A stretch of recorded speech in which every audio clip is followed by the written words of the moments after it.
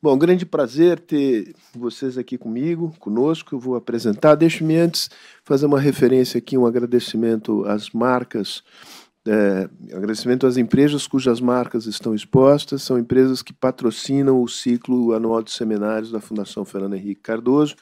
Queria agradecer a todas e a cada uma delas. Queria pedir também para a gente rodar rapidamente um vídeo que a gente tem institucional. É bom e é rápido, ou seja, 2 vezes bom, para a gente assistir antes de eu apresentar a nossa mesa aqui. Por favor, o vídeo. Encarar desafios civilizatórios inéditos por meio do diálogo e da produção de conhecimento. Promover discussões de qualidade, abertas a diferentes perspectivas e pontos de vista. Ter capacidade de aperfeiçoar a democracia e superar a polarização destrutiva. Entender o papel do Brasil em um mundo de constantes transformações.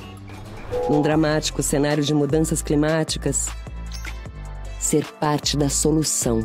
Fazer bom uso da tecnologia para promover altos padrões de governança e um desenvolvimento sustentável e inclusivo. Conhecer o passado, entender o presente e projetar o futuro. Fundação Fernando Henrique Cardoso. Um legado em movimento. Muito bem. Seminário cujo tema dispensa qualquer explicação, né? A importância do tema é óbvia, então eu, de fato, aqui não vou me estender. Ele faz parte de um dos eixos da nossa programação de seminários, que é justamente tecnologia e sociedade. Temos também um eixo de meio ambiente e desenvolvimento, de lideranças públicas. Foi neste eixo em que ontem esteve aqui o governador de Goiás, e temos um eixo de geopolítica. Queria agradecer a cada um de vocês por terem aceitado o nosso convite. Essa combinação é uma combinação deliberada. Nós temos uma pessoa do setor privado, de liderança do setor privado, temos 2 pessoas da academia, uma na área do direito e a outra na área da sociologia, e eu passo a apresentá-los muito brevemente, porque as biografias estão aí nos flyers que foram distribuídos. Álvaro Comim, com quem eu tive o prazer de trabalhar há 35 anos atrás no SEBRAP. Eu mudei de rota, ele continuou, desenvolveu uma brilhante carreira acadêmica na área de relações do trabalho, tecnologia, políticas sociais. Hoje ele é professor do Departamento de Sociologia da USP. Está ligado, você dirige o Centro de Inteligência Artificial? Não, pesquisador. Tá. É o mesmo centro do Glauco, Sim, Arbix? O diretor é o cara da Poli, naturalmente. Naturalmente, o mecatrônico. Exato. As humanidades têm um minifúndiozinho. O Glauco é um grande parceiro nosso. A propósito, o Glauco fez parte aqui de uma série que a gente chama de mini-documentário sobre o tema inteligência artificial, série da qual a Olívia participou também. A Olívia é professora da faculdade, e você também, é verdade. Você vê que time que está ganhando, a gente não mexe, a gente só acrescenta, né?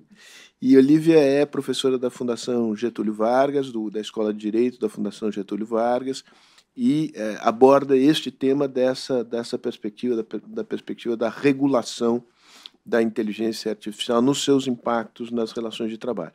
E a Priscila tem uma larga trajetória, nos contava aqui uma história muito interessante, que buscou, no início, formada em marketing, por dessas coincidências da vida, acabou derivando para a IBM como estagiária e iniciou uma longa trajetória profissional em empresas de base tecnológica. E já tem 22 anos de Microsoft e hoje é a CEO da empresa aqui no Brasil. Então, muito obrigado pela presença, a oportunidade de a gente poder discutir esse tema tão importante. Eu vou sugerir que o Álvaro dê início entre 15 e 20 minutos, tá certo? Para a gente ter tempo de conversar, receber perguntas da plateia. Haverá um QR Code que pode ser usado. É que eu ainda não enxergo pela nuca, eu chegarei lá. Isso, está aí. Então, vocês podem enviar perguntas, elas chegarão a mim e eu vou procurar fazê-las na medida do tempo disponível. Tá bem? Sem uma rigidez excessiva, eu vou controlar aqui 15, 20 minutos, começando pelo Álvaro, Olívia, e aí a Priscila fecha essa primeira rodada de intervenções. Tá bem assim? Perfeito. Então tá bom. Álvaro. Bom dia, tá saindo bem o som, tá, né? Tá. Bom, muito bom dia. Eu queria agradecer muito o convite da Fundação, em nome do Sérgio, para estar aqui, para discutir com vocês esse tema. Acho que talvez a maneira mais honesta para que alguém que estuda mercado de trabalho começar falando sobre esse assunto é dizendo que a gente está mais no escuro do que nunca. Porque, enfim, digamos, a amplitude com que essas novas tecnologias... não me referi à inteligência artificial, mas, na verdade, ela faz parte de um conjunto mais amplo de tecnologias. A inteligência artificial não existiria como ela não fosse a internet e vice-versa. Portanto, na verdade, nós estamos falando de um complexo de coisas do mundo digital. Mas a verdade é que as consequências, né, os impactos dessas tecnologias, eles são simplesmente imensos e a gente, por exemplo, a gente costuma pensar em inteligência artificial, a gente pensa em coisas imateriais, né, em programas de computador, etc. Mas esses sistemas eles estão encarnados em coisas físicas cada vez mais, tá certo? Originalmente essas coisas dependiam do computador, etc. Mas hoje em dia o automóvel tem inteligência artificial, o avião tem, enfim, até o aspirador de pó, se bobear, já tem inteligência artificial. E isso vai se tornar uma coisa cada vez mais importante, né? Quer dizer, essa conexão com o mundo físico e industrial, ela se torna cada vez mais importante. Então, hoje, a rigor, assim, se a gente pensar, toda grande fábrica de automóveis modernos hoje terá que ser também uma fábrica de sistemas de softwares e de inteligência artificial, né? Essas coisas estão... Então, assim, eu digo que nós estamos no escuro porque a capacidade de prever, são tantas coisas acontecendo ao mesmo tempo. E essa tecnologia é uma tecnologia que está avançando aos saltos, né? Se a gente pensar até... eu tenho acompanhado, por exemplo, muito debate sobre como essas tecnologias vão impactar o futuro do trabalho no sentido, digamos, dos empregos, né? Vai ter emprego, não vai ter emprego, etc. Se vocês leem os trabalhos que foram feitos antes, até o lançamento, por exemplo, do GP4 em 2022, que foi há 2 anos atrás, tão somente, e olha os estudos que estão sendo feitos depois, a gente já percebe uma mudança imensa nas previsões. Então, por exemplo, antes do surgimento das generativas, as pesquisas todas apontavam que eram, digamos, primordialmente, eram as atividades mais rotineiras e repetitivas que estavam sendo substituídas por essas tecnologias, né, tanto no mundo físico, o trabalho industrial, o trabalho fabril, quanto no mundo da administração, dos escritórios. Então, toda essa coisa os trabalhadores de nível intermediário na administração, os arquivistas, os assistentes de contabilidade, essas são as profissões que estavam ameaçadas e estavam desaparecendo. Quando a gente olha os estudos agora mais recentes, depois da popularização aí da generativa, e a gente olha as profissões que estão no topo, entre as mais ameaçadas, entre aspas, a gente vai encontrar desenvolvedores e programadores de computador, por exemplo. O que é uma coisa um tanto espantosa, né? Quer dizer, um pouco a criatura se voltando contra o criador. Quando a gente fala ameaçada, não quer dizer que essas profissões vão desaparecer ou que essas pessoas vão necessariamente perder o emprego, tá certo? Mas isso quer dizer que é na direção desse tipo de competência, na direção desse tipo de conhecimento que a tecnologia está caminhando. Ela está entrando nesse terreno. Vale dizer, ela está subindo a escada, né, do ponto de vista do que a gente poderia considerar níveis de qualificação, de complexidade do trabalho. Então, isso tem um impacto muito grande sobre o conteúdo das profissões, eu vou falar um pouco sobre isso. Isso impacta muito o conteúdo das profissões, que, por sua vez, impacta a própria noção de carreira profissional, impacta a política de RH das empresas, e impacta a política de formação educacional, isso tem uma série de consequências. Mas, antes de falar desse tema, eu queria primeiro fazer apresentar aqui uma definição, digamos, como um cientista social vê a inteligência artificial, né, que é diferente de como um cientista de dados vê. A gente tende, quando a gente pensa em inteligência artificial, por causa dessa palavra, a gente tende a associar essas tecnologias com os nossos próprios processos mentais, psíquicos e neurológicos. como se a inteligência artificial fosse, de alguma maneira, uma replicação dos nossos processos mentais, tá certo? Mas não é isso, né? Na verdade, não é isso que a inteligência artificial faz. O que a inteligência artificial coleta no mundo, registra, codifica, processa, estandardiza e etc., são informações relativas ao nosso comportamento, às nossas atitudes, às nossas manifestações no mundo físico, tá certo? Então, nesse sentido, eu diria, pelo menos do ponto de vista de um cientista social, a inteligência da inteligência artificial não tem muito a ver com a nossa inteligência psíquica, mental. Ela é uma inteligência de natureza social. Quer dizer, o que a inteligência artificial está capturando são as relações sociais entre as pessoas, tá certo? Então, esse é um ponto importante, porque isso significa que, sim, de fato, a inteligência artificial, não tenho nenhuma dúvida, ela tem uma grande vocação para interagir conosco no trabalho e para nos substituir. Nos substituir no que significa nos substituir integralmente, mas substituir partes das coisas que nós fazemos, tá certo? Então, isso também encerra um certo paradoxo, né? Que quanto mais uma profissão, uma categoria, um domínio de conhecimento, quanto mais a gente interage com a inteligência artificial, mais ela aprende conosco e, portanto, mais apta ela se torna a nos substituir. E é isso que explica, por exemplo, o fato de que hoje os desenvolvedores, né, a inteligência artificial está competindo com os desenvolvedores. Vou dar um dado para vocês. Uma entrevista recente do Zuckerberg, num programa desses de tecnologia, o repórter perguntou para ele quantos por cento dos produtos da Meta, hoje em dia, são fabricados por softwares, por robôs? Não dos produtos, perdão. Quantos por cento do trabalho envolvido na produção de softwares da Meta é feito por computadores? Ele falou assim, atualmente, isso agora, mês passado, ele falou, atualmente cerca de 30%, e o ano que vem isso deve chegar em torno de 50%, porque os produtos mais novos eles são muito mais automatizados do que os mais velhos, mas como nós temos um acervo antigo muito grande de programas, então ainda tem muita gente, muito programador e tal. Bem, ele garante que ninguém vai perder o emprego na Meta, tá certo? E ele não é necessário que ele esteja dourando a pílula, é bem provável que ele esteja dizendo a verdade. O que é importante aqui, vejam, não é tanto o impacto sobre o emprego, mas é o fato de que a divisão do trabalho entre ser humano e máquina, ela está se modificando muito rapidamente, né? Então, isso significa que se a máquina avança em certos domínios de conhecimento típicos do desenvolvedor, isso significa que do desenvolvedor serão pedidas outras coisas, tá certo? Isso é uma coisa que a gente ouve muito conversando com RHs de empresas, por exemplo, né? Como eles dizem que é muito fácil achar o desenvolvedor que sabe tudo da linguagem mais sofisticada, etc. Mas é muito difícil achar um desenvolvedor que tenha, por exemplo, tino para os negócios, né? Que saiba transformar massas de dados em coisas. Então, esse é um primeiro ponto.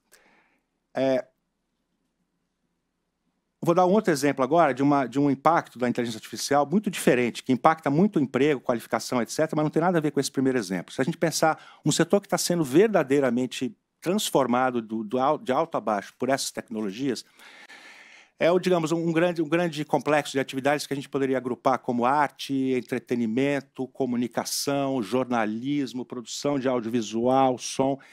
Esse mundo está verdadeiramente de perna para o ar, tá certo? Isso tem tudo a ver com inteligência artificial. A rigor, hoje em dia, qualquer um de nós aqui nessa sala seria capaz de compor uma música, produzir uma arte visual e até mesmo produzir um roteiro e um filminho. Claro, com um pouco ou mais ou menos de trabalho, mas ninguém precisa gastar 15 anos para aprender a tocar violino para poder compor uma música hoje, tá certo? Isso tem um impacto imenso, tá certo? Porque isso, de repente, isso abre a possibilidade de um exército de pessoas para passarem a participar, digamos, de atividades econômicas que antes eram exclusivas de certos grupos, né? Então, se vocês pensam, por exemplo, o que aconteceu com a publicidade, se vocês pensam uma peça de publicidade para televisão, por exemplo, horário nobre, é um produto muito sofisticado, né? Ele envolve uma produção muito cara, não são muitas as produtoras que fazem isso. Envolve câmeras profissionais, roteiristas, atores profissionais, enfim, é um produto super sofisticado. De repente, uma parte cada vez maior da publicidade começa a migrar da televisão para a internet, e aí a gente tem uma configuração que é tão diferente, que as próprias perguntas, né, se isso é emprego, se não é, tudo isso começa a ficar meio desorganizado. Você tem, hoje, muitos milhões de pessoas fazendo publicidade e fazendo jornalismo na internet. Milhões e milhões. Tem um único estudo recente de uma brasileira Apenas com o Instagram, localizou 10 milhões de produtores de conteúdo atuando no Instagram, com monetização, portanto, com expectativa, não necessariamente essas pessoas estão ganhando dinheiro, mas essas pessoas estão entrando na internet, no caso no Instagram, com o objetivo, estão produzindo coisas, portanto, elas estão trabalhando, estão produzindo coisas, e elas têm a expectativa de que essas coisas se transformem em dinheiro em alguma medida. Isso é uma... Quer dizer, então, um setor que era muito concentrado, poucas empresas com produtos muito sofisticados. Aí, de repente, você tem isso explode, você tem milhões e milhões de pessoas fazendo propaganda a um custo provavelmente insignificante, né? Coisa muito simples, aquelas coisas que ficam pulando no telefone da gente, compre isso, aquilo, e é uma pessoa com um smartphone e nada mais do que isso. Mas, eventualmente, fazendo coisas convincentes, digamos assim, do ponto de vista... Porque a tecnologia realmente tornou isso muito acessível. Então, assim, esse é o tipo de quadro que você olha e faz as perguntas convencionais. Isso é bom ou é ruim? Isso gerou emprego ou gerou desemprego? Todas as coisas estão acontecendo ao mesmo tempo. E é muito difícil a gente conseguir... Não tem modelo estatístico ainda descoberto que nos permita colocar tanta coisa numa mesma equação, digamos assim, e extrair alguma coisa. Eu suponho que desses 10 milhões ou 20 milhões de pessoas que fazem produção de conteúdo, a grande maioria não deve ganhar nada, ou deve ganhar uma quantia que não, de maneira nenhuma significaria um salário de sobrevivência, etc. Mas elas estão participando desse circuito econômico, de alguma maneira, estão fazendo a roda girar. Enfim, aonde isso vai dar, né? Não sabemos. Então, acho que essa é uma dimensão importante do problema, embora eu não esteja oferecendo nenhuma chance para vocês concluírem qualquer coisa a partir disso, mas de mostrar o quão complexo é tudo que está acontecendo, e isso diante da velocidade do avanço das tecnologias. Agora nós estamos vendo a emergência dos agentes, né, os famosos agentes. E um deles que me chamou muita atenção e que me remete à segunda parte da minha fala é o Agent Boss. O Agent Boss, que é o agente-chefe, tá certo? Porque uma segunda... Eu falei que essas tecnologias elas têm uma vocação para nos substituir. Substituir não quer dizer, como eu falei, substituir mesmo, mas, digamos, de interagir com a gente, fazer parte das coisas que a gente faz e quase sempre fazer muito melhor, muito mais rápido, etc. O que significa que isso nos deixa tempo para fazer outras coisas, né? Então, isso muda.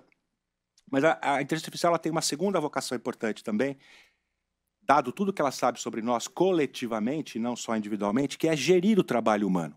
Por isso o Agent Boss, para mim, foi um sinal importante. Essas tecnologias elas têm uma enorme capacidade de gerir quantidades imensas de trabalho desarticulado, né, irregular. Eu estou naturalmente falando agora das plataformas de trabalho, tá certo? Que são também um fenômeno de um alcance gigantesco. Também numa variedade infinita, praticamente, de modelos. A gente fala em plataformas, as pessoas pensam no Uber, mas o Uber é a pontinha do iceberg, é a parte visível desse mundo das plataformas, e por isso a gente fala tanto nele. Mas, por exemplo, no mundo das plataformas digitais, você tem hoje grandes cadeias de produção de bens digitais. As próprias cadeias de produção de sistemas de inteligência artificial, por exemplo, hoje elas se utilizam muito dessas plataformas de trabalho digital.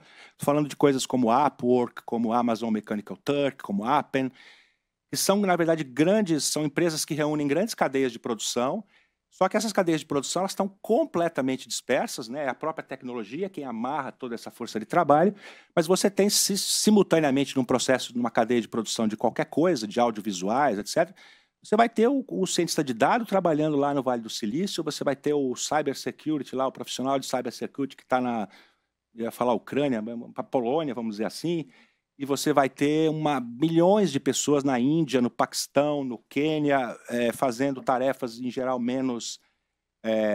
Então, essas tecnologias, isso em si não é novo, mas essas tecnologias dão um impulso nessa mundialização, digamos, do mercado de trabalho, que também é uma coisa que escapa completamente, não só a capacidade, digamos, de estudo da pesquisa, mas escapa completamente à regulação dos estados e essa é uma parte com a qual eu acho que a gente tem que se preocupar, tá certo? Eu vou dar um último exemplo do impacto dessas tecnologias, agora pensando nas plataformas de trabalho, como isso está penetrando, né, em todos os cantos de uma maneira muito desafiadora.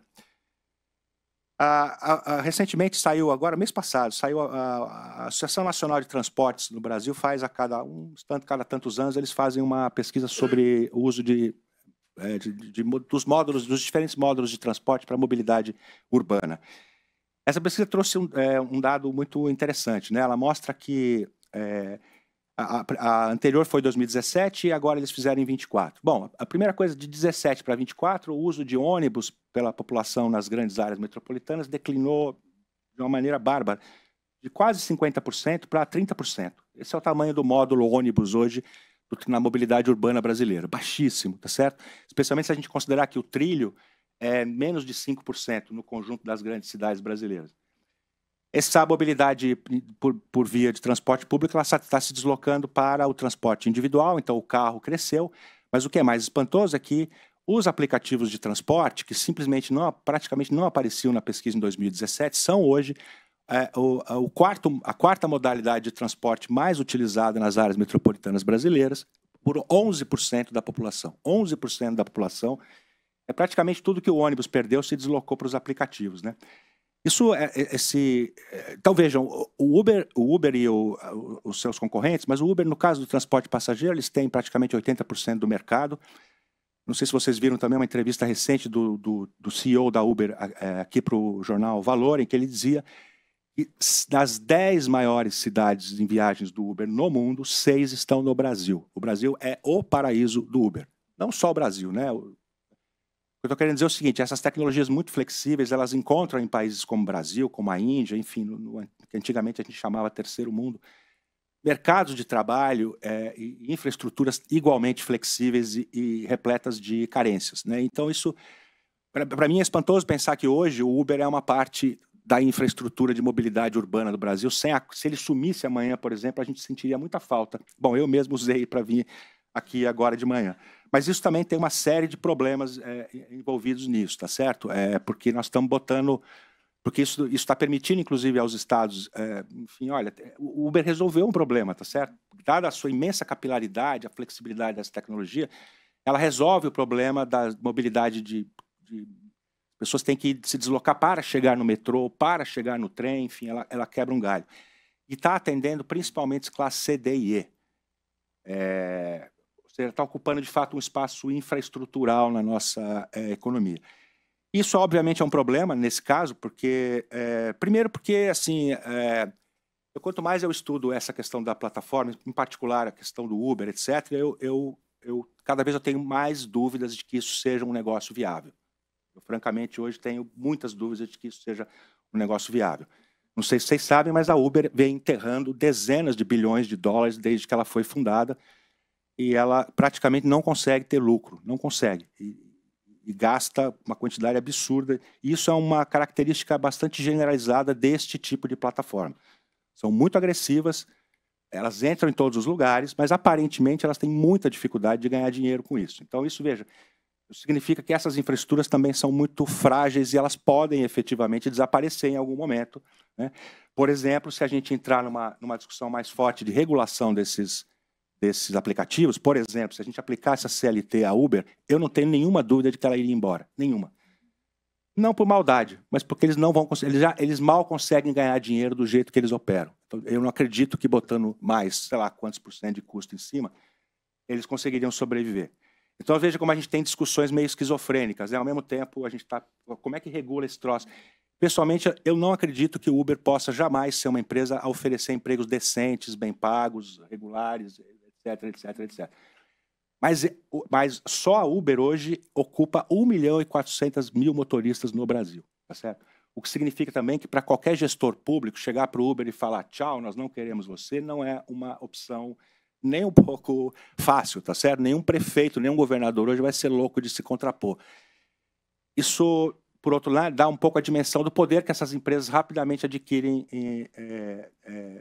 nesses contextos, né? Então, isso é uma coisa assim, eu acho que esse tipo de plataforma encontra em lugares como o Brasil o seu habitat natural, né? Um mercado de trabalho muito flexível, uma força de trabalho muito flexível, muito habituada a trabalhar em condições, em contratos irregulares ou sem nenhum tipo de contrato, etc., né?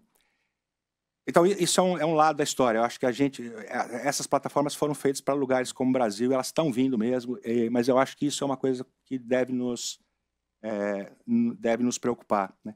Do outro lado, só para encerrar mesmo, né, eu falei das plataformas de trabalho digital. Esse é um outro ponto também que eu acho que que países como o Brasil precisam se preocupar, porque isso significa que hoje uma grande empresa nos Estados Unidos, na Europa, no Japão, em qualquer outro lugar, pode perfeitamente contratar os melhores profissionais brasileiros, e eu conheço meus colegas da Poli, todos eles falam isso. Eu tenho um rapaz que estava fazendo doutorado, abandonou porque ele arrumou um emprego num banco na Suíça e está morando em Ubatuba agora.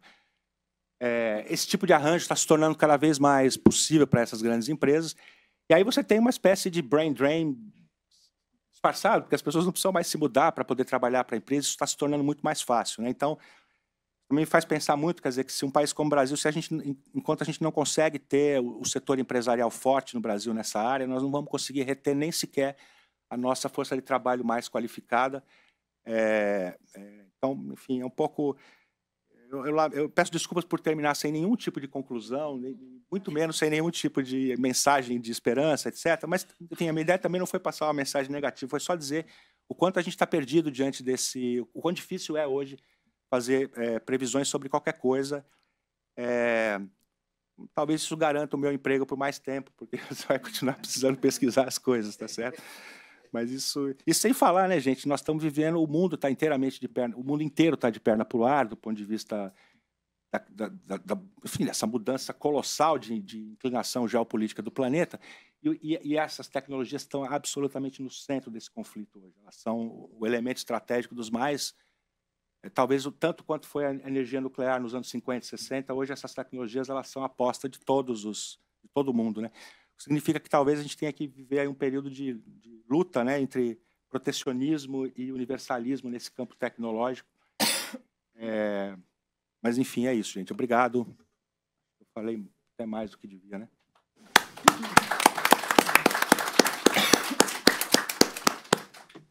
Álvaro, brigadíssimo por semear a confusão, porque, de fato, eu acho que o reconhecimento intelectualmente mais honesto é esse mesmo, né? De que é um nível de incerteza pelo qual dá pano para manga, não é o momento.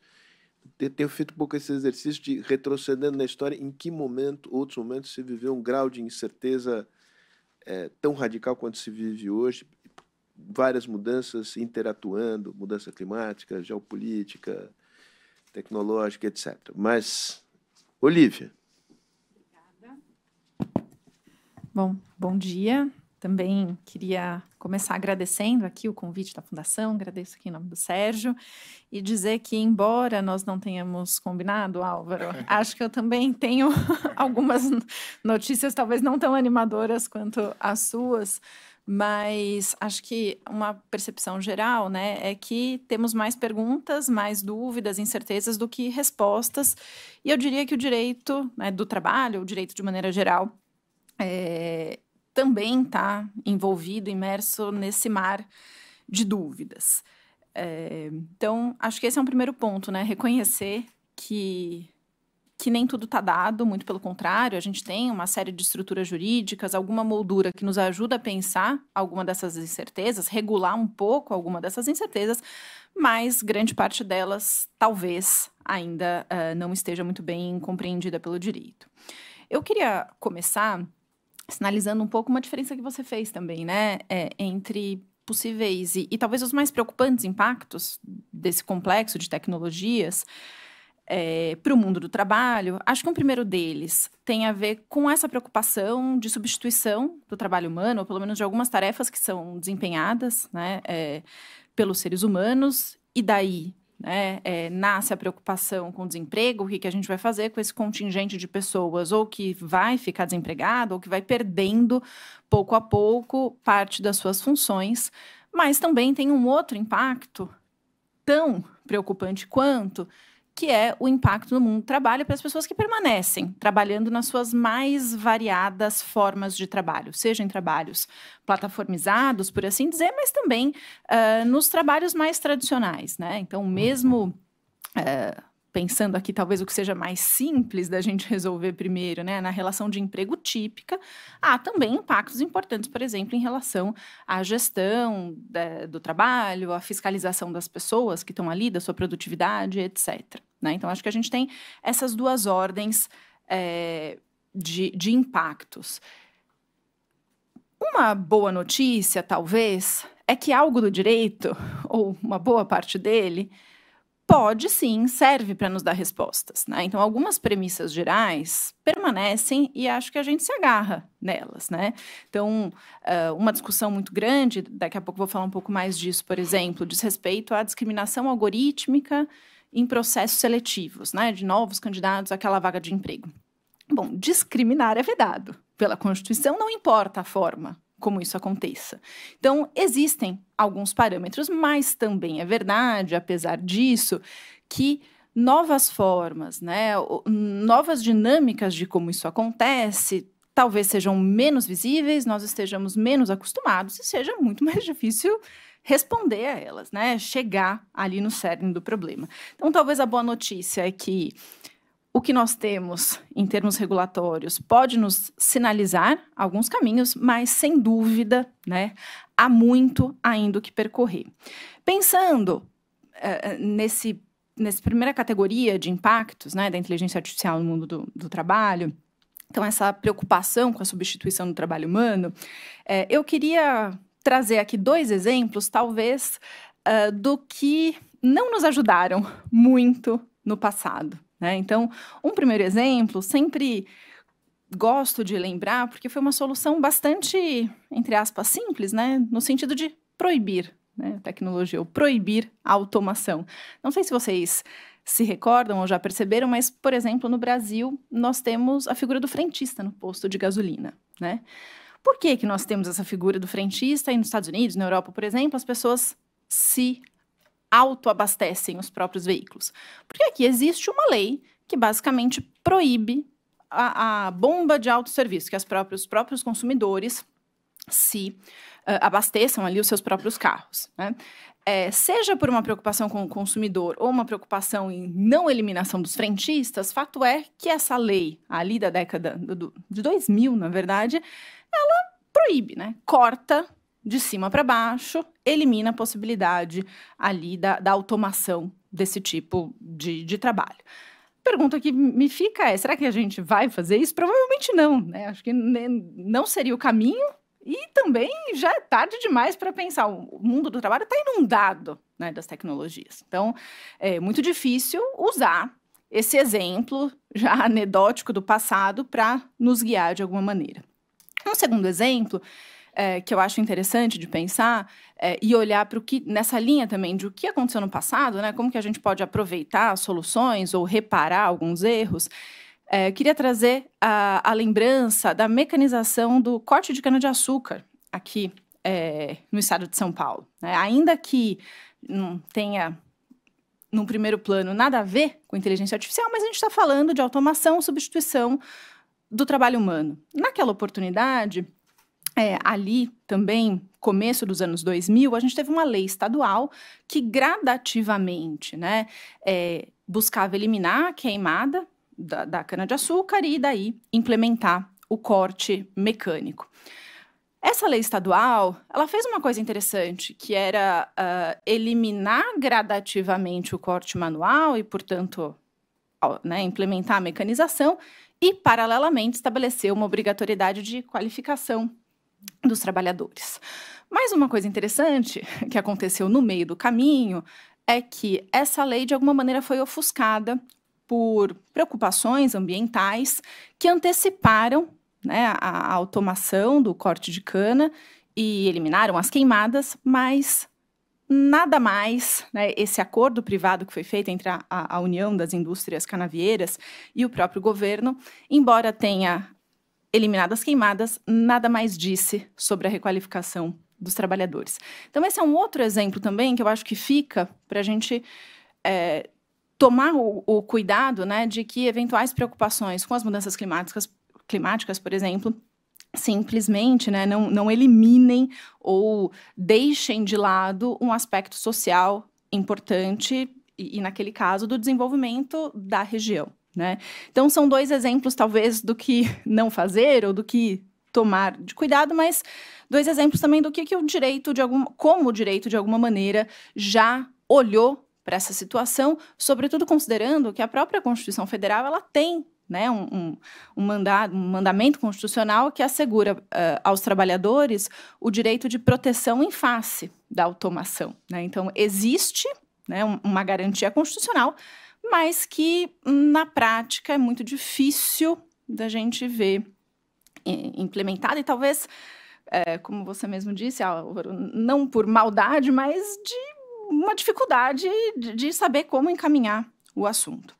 E eu queria dar um outro exemplo, talvez mais animador, nesse caso, que vem de um tipo de regulação, não propriamente da regulação estatal, mas vem da negociação coletiva, né? Alguns atores, algumas categorias vêm negociando cláusulas em instrumentos coletivos que tentam lidar com esse problema que vem se apresentando, né? Então, algumas negociações, por exemplo, estabelecem que vou tomar a liberdade de ler aqui, né? Os funcionários que tiverem suas funções extintas ou modificadas por alterações tecnológicas dos meios ou processos de produção e que permanecerem no quadro de lotação, recomenda-se o treinamento adequado para aprendizagem e eventual ocupação de novas funções, né? Então, pensando que as pessoas podem ser requalificadas, aprenderem e desenvolverem novas habilidades, novas competências, talvez não para realizar mais exatamente a tarefa que executavam, mas, né, para pensar e serem alocadas em outras atividades. Então, acho que essa é uma primeira ordem, né, de problemas. O direito, bem ou mal, tem lidado de alguma maneira com eles, mas acho que os exemplos não são tão, né, perfeitos, né, e nos deixam com algumas perguntas do que a gente poderia fazer de diferente em termos de regulação, sobretudo buscando, né, evitar, por exemplo, um boom de desemprego e etc. Mas a gente tem também uma segunda ordem de problemas e que talvez elas sejam mais sentidas no dia a dia pelas pessoas, sobretudo porque essa segunda ordem, né, de impactos da inteligência artificial no mundo do trabalho mexe com quem está trabalhando, né, com quem permanece empregado formalmente ou, né, trabalhando no seu sentido mais lato possível. Então, nessa segunda ordem, né, de problemas, a gente tem algumas questões importantes também, né? E aqui, só um parênteses, eu estou salientando essas dúvidas, esses problemas, porque aquilo que vem de bom da inteligência artificial está mais fácil de resolver, né? Acho que essas questões de fundo que nos atormentam um pouco é o que suscita mesmo o debate e preocupações, né? Então, nessa segunda ordem de problemas, a gente tem essa convivência cada vez maior das tecnologias com o trabalho humano, seja em plataformas, né? Então, o Álvaro comentava essa contratação globalizada, né, de trabalhadores. Então, uma pessoa aqui no Brasil, consigo prestar serviço por meio de uma plataforma que está sediada em outro país e, na verdade, o receptor desse serviço está num terceiro país ainda. Isso suscita uma série de questões, né? Desde a regulação do trabalho, então, enfim, questões relacionadas à jornada, por exemplo, de trabalho, e outras que são de preocupação, inclusive, do Estado, né? Por exemplo, previdência social. Se as pessoas recolhem previdência social, se socorrem do sistema público de saúde, né? Para quem ou estão contribuindo de alguma forma, não estão e etc.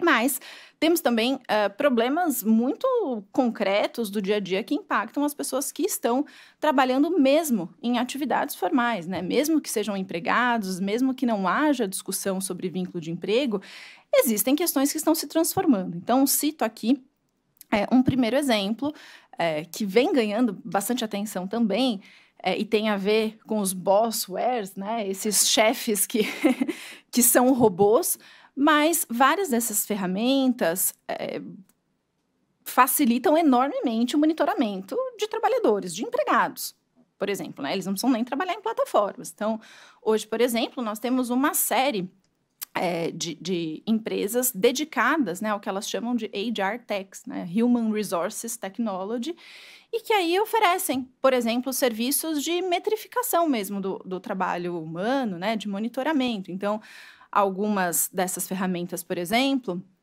conseguem medir a quantidade de toques que você dá no teclado, para que lado da tela você olha, se você entra no site A, no site B.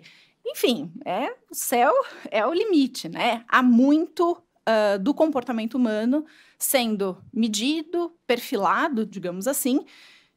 Isso, por si só, pode ou não levar a alguns problemas. Então, a depender do que, né, que é feita com essa informação, com essa riqueza de dados, a gente tem algumas outras preocupações, né? Então, se eu olho um relatório de uma pessoa que produziu muito naquele dia, eu falo, ótimo, que boa, foi super produtiva.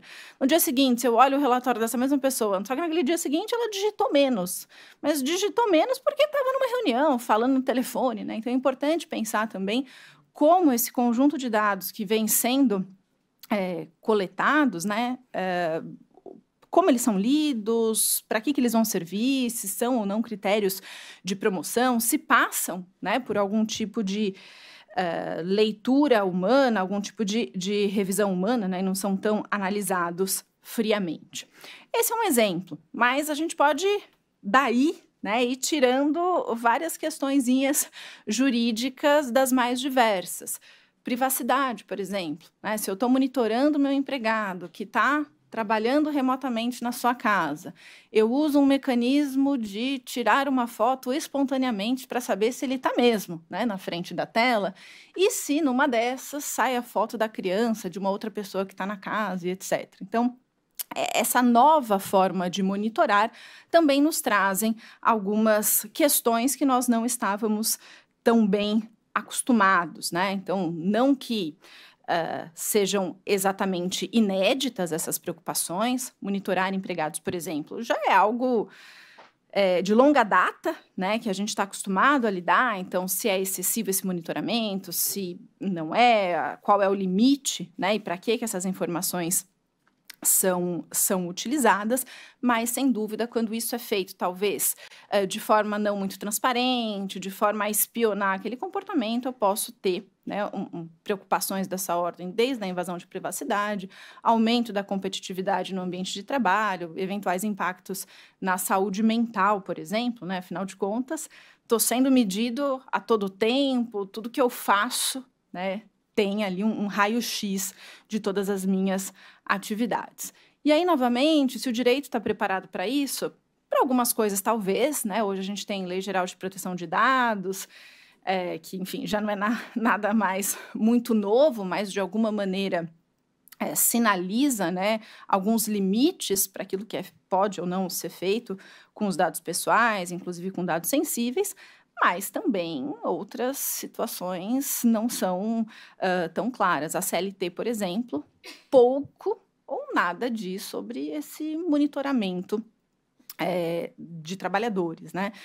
É verdade que ela tem um dispositivo que menciona, né, que esse monitoramento, que reconhece o monitoramento tecnológico ou automatizado como uma forma de subordinação, e daí se pressupõe que é possível, né, monitorar, mas para por aí, né? A legislação talvez ainda lida com outros padrões, outros mecanismos mais tradicionais, né? Hoje a gente tem a tela do computador nos monitorando e nos fiscalizando. Então, tudo isso para dizer que acho que a gente tem algumas respostas mais gerais do direito, por analogia, a gente consegue pensar, né, o que já foi feito e se adequar a essas situações novas, mas também há muito ainda o que se pensar em decorrência dessa nova forma de interação dessas tecnologias com o trabalho humano.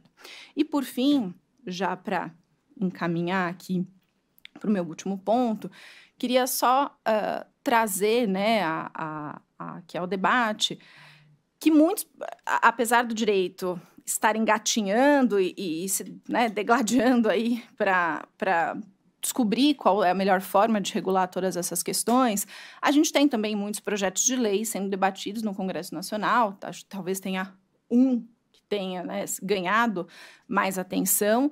E esse é um projeto de lei, o 2338, que trata de diversos aspectos, né, mas menciona expressamente, né, uma preocupação com a substituição do trabalho humano e também com a regulação desse tipo de interação da inteligência artificial com o trabalhador, sobretudo no que diz respeito na triagem de currículos e monitoramento desse trabalho, né? Então, muito provavelmente, não sei, sempre difícil de prever a rapidez ou não com que os projetos são discutidos, né, no âmbito do Congresso Nacional, mas é muito provável que, não sei se estão em breve, mas que logo num futuro próximo a gente tenha algum tipo de regulação mais específica, direcionada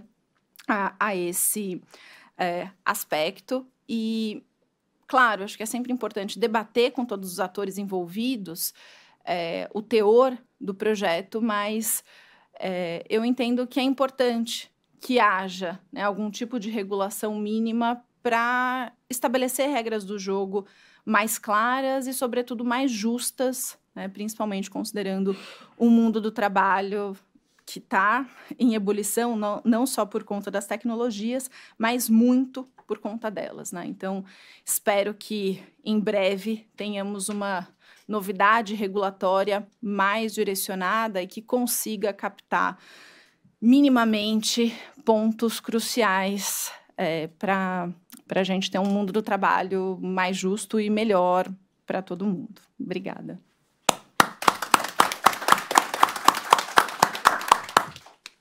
Lívia, obrigado. Priscila, sua vez. Vamos lá? Vamos lá. Eu trouxe uns slides, mas acho que é mais para acompanhar a nossa discussão. Vamos ver se entra aqui. A gente já está nessa jornada há algum tempo, né? E eu acho que é muito legal ouvir a perspectiva de vocês, porque eu acho que tem duas formas da gente olhar para isso. E eu acho que todas as questões que a Olivia e o Álvaro trouxeram, importante que a gente pense quais são as formas de fazer isso com a regulamentação adequada, seja de inteligência artificial, seja do trabalho, mas como que a gente garante que o Brasil vai capturar essa oportunidade? Porque eu também vejo que se a gente olhar de forma pessimista para isso, a gente não vai capturar a oportunidade que a gente pode capturar para o nosso país. E, de fato, existe uma discussão, eu acho que geopolítica nesse tema, e também de oportunidade, né? Então, quando a gente olha para a eletricidade, os países que tiveram maior sucesso são aqueles que disseminaram a tecnologia. Isso acontece em qualquer tecnologia.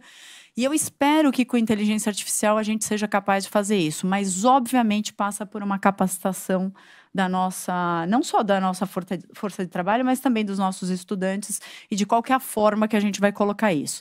Mas eu queria falar aqui que a gente já está nessa jornada há algum tempo. A grande diferença que eu vejo na inteligência artificial está sendo exatamente essa relação social que você falou, né?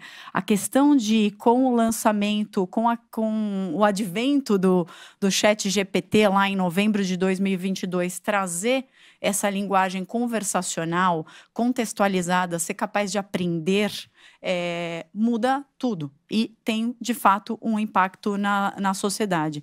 Então, eu vejo com muito otimismo, mas também entendo que essa é a maior mudança tecnológica da nossa geração, né? Ela, sem dúvida, é a maior revolução da nossa geração e ela cria um ponto de entrada, na minha humilde opinião, para o Brasil, né? Então, eu sempre penso no técnico da geladeira. O técnico da geladeira hoje no Brasil talvez esteja um pouco menos preparado do que o técnico da geladeira nos Estados Unidos, né? Por uma questão histórica de gente não ter conseguido capacitar e preparar a nossa população adequadamente. Quando eu coloco um copilot ou uma inteligência artificial para ajudar ele, talvez tenham determinadas características dos brasileiros, como empatia, simpatia, engenhosidade, criatividade, que vão fazer o nosso técnico de geladeira melhor do que o técnico de geladeira americano. Mas essa inteligência artificial traz para ele o conhecimento, ou aquela preparação, aquela informação que ele precisaria. Então, eu acho que, dependendo de como a gente capacitar e der acesso, talvez a gente tenha realmente uma chance de capturar essa oportunidade. E é, de fato, a mais importante. Melhor de papo a gente é do que os americanos. Sem dúvida nenhuma. Sem dúvida nenhuma. Então, se a gente tiver uma ajuda, eu sempre penso, copiloto é uma ajuda para você, né? O seu copiloto. Se a gente conseguir utilizar ele de maneira a preencher parte dessas deficiências que a gente tem e que foram criadas historicamente aqui no nosso país, eu acho que pode ser uma oportunidade.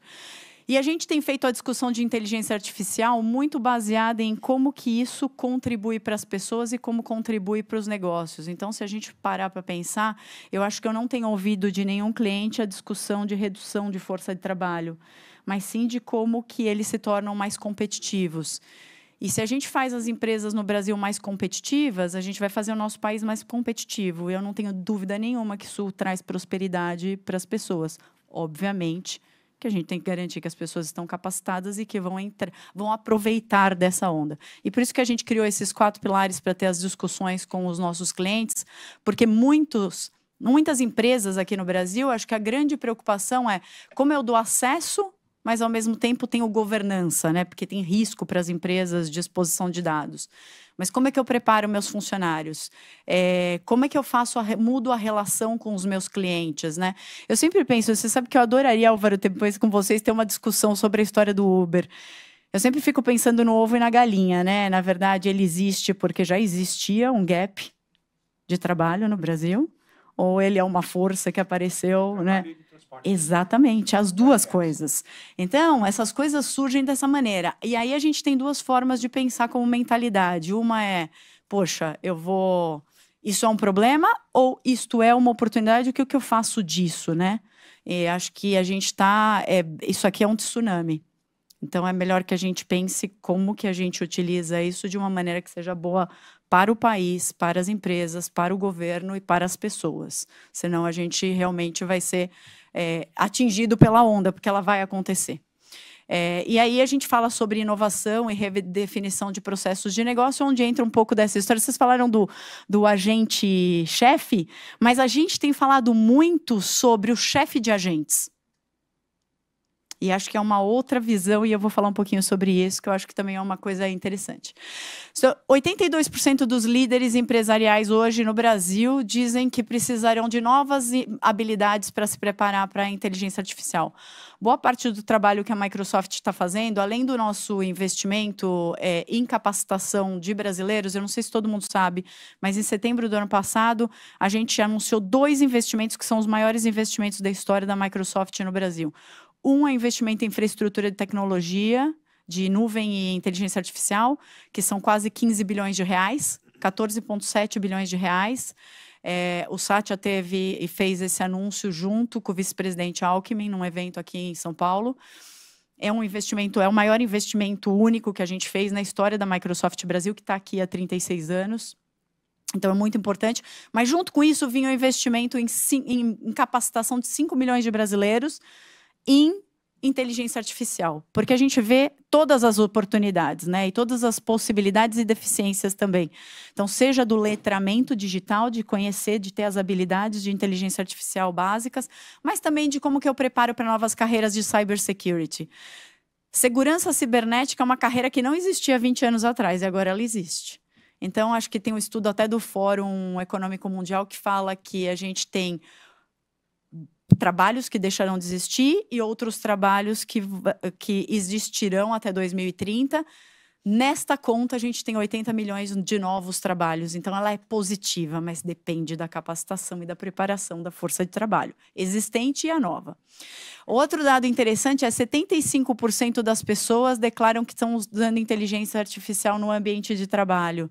Então, elas já têm acesso, só que elas trazem essa inteligência artificial qualquer que seja da casa delas, né? Que a gente fala que é traga a sua própria inteligência artificial. E isso traz exposição para as empresas de dados, né, sendo compartilhados. Então, parte disso, a Microsoft colocou o Copilot como um recurso gratuito, né, tem um nível gratuito para todos os nossos clientes que usam 365. Por quê? Porque essa é uma forma de garantir segurança de dados ao mesmo tempo que você dá acesso. Se você não der acesso, inteligência artificial é igual musculação. As pessoas não vão treinar e não vão ficar boas. E a gente acha que inteligência artificial é uma extensão, vai trazer extensão da capacidade humana. Agora, as pessoas vão ser substituídas? Eu acho que não. Mas elas serão substituídas por outras pessoas que sabem utilizar a inteligência artificial para serem mais produtivas e eficientes? Sim. Então, acho que a gente tem que fazer esse trabalho e acho que passa por uma responsabilidade das grandes empresas de tecnologia a ajudar nisso nos países onde elas estiverem presentes, e é meu papel fazer isso aqui no Brasil. A minha missão, quando eu olho a minha missão como liderando a Microsoft, é fazer o Brasil mais competitivo. Então, acho que esse é um ponto importante. E aí a gente fala um pouco dessa história de uso que eu falei, de como que a gente vê as novas regulamentações. Isso também traz um cenário, a gente tem que ser rápido nisso. E a Microsoft é uma empresa apoiadora de ter regulamentações que sejam bem desenhadas e focadas no desenvolvimento, menos nas limitações. Mas como é que eu penso em quais são todas as nuances de dificuldades e de preocupações, mas ao mesmo tempo eu faço com que isso ajude no nosso desenvolvimento, né? E aí a gente fala do mundo dos agentes. Então, tem muitas empresas já sendo criadas pensando nesse mundo de agentes. E quando você falou de desenvolvimento, é verdade. Desenvolvedor é uma das capacidades que hoje a gente tem muitos copilotos sendo utilizados para acelerar desenvolvimento. E aí, nesse estudo que a gente tem com o LinkedIn, inclusive, que fala sobre a força de trabalho, 70% das pessoas estão estressadas, sem energia e têm mais trabalho do que elas conseguiriam fazer. Então, talvez tenha uma outra perspectiva de como os agentes também podem nos ajudar em determinadas tarefas, para que a gente possa ser mais criativo, para que a gente crie novas soluções, para que a gente faça crescimento econômico, inclusivo se a gente preparar a força de trabalho de novo. Então, a gente está nessa jornada aí dos agentes, sejam os agentes pessoais que te ajudam no dia a dia, sejam os agentes organizacionais, sejam determinados processos que são repensados da perspectiva de agentes. Todas as empresas vão passar por esse processo de repensar as estruturas organizacionais e como os agentes vão ser utilizados.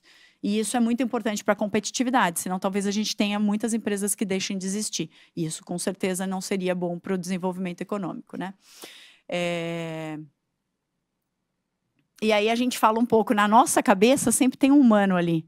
Tem uma interface de inteligência artificial que a gente está chamando de copiloto, porque a gente acredita que nunca vai ser o piloto da nossa vida, ele é sempre copiloto, mas que tem umas estruturas de agentes que são interessantes. Então, eu penso hoje, por exemplo, tem um exemplo da Dow Química que eu gosto muito, revisão de notas das notas fiscais para transporte.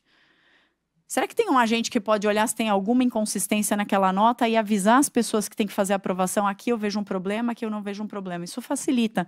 É um trabalho basicamente repetitivo e manual, né? Ou que não usa inteligência de criatividade, de engenhosidade do ser humano. Então, acho que esse tipo de coisa é o que a gente tem que pensar aí para o futuro do trabalho. E aí, acho que copilotos e agentes para qualquer tipo de função é o que a gente vai ver aí ao longo dos próximos meses e anos e como a gente prepara a força de trabalho.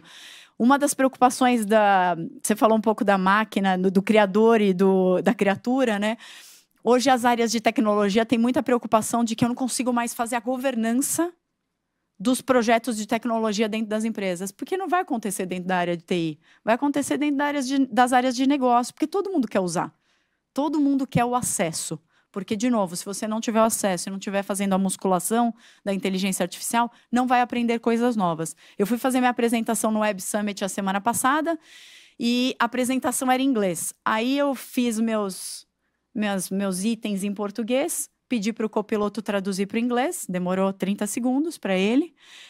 E aí apareceu lá uma possibilidade que eu nunca tinha visto, de verdade. Era num domingo, e aí nunca tinha visto. Ele me ofereceu para fazer um podcast do meu texto em inglês.